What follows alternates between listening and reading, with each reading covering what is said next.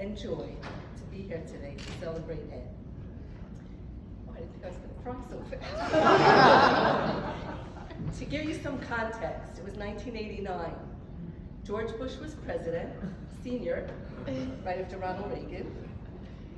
Cell phones and email barely existed. I was a newlywed, and Harley was a toddler playing with his Lego co-op.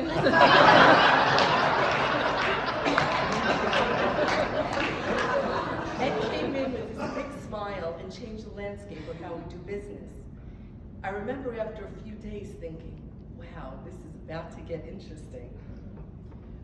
But with his huge smile and roaring laughter came depth and character and an incredible strength that he's become well known for and well respected, both here at NCB and in our industry.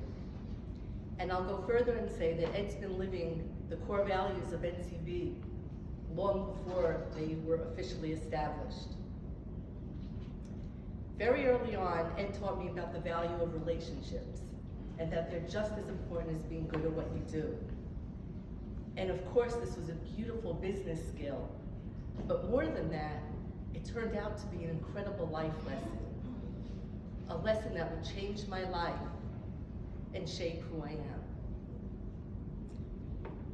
Ed is one of the most logical and rational people I have ever met in my life.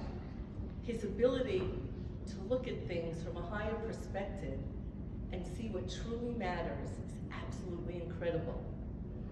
And because of that, he is the best problem solver that I know.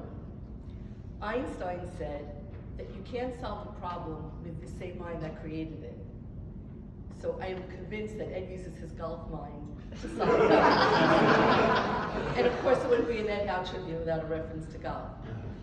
But Ed knows how to eliminate the story, and the drama, and the soap opera, and the emotions. And when all that is peeled away and the noise is gone, he quietly and logically and rationally helps come up with a solution that works. And I would bet that most of you have experienced his problem-solving abilities. Ed is never afraid to give credit to his team. He says, I'm a success because you're a success. And he empowers us to make decisions and be decision makers. And I want to share a quick story.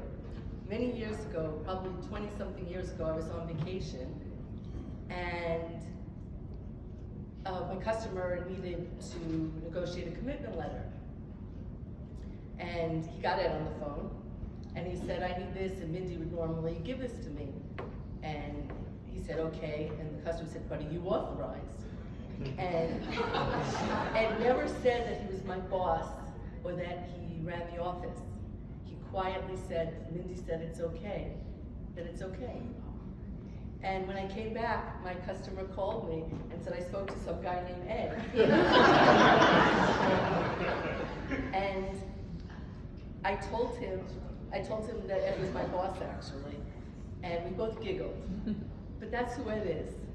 Ed empowers us.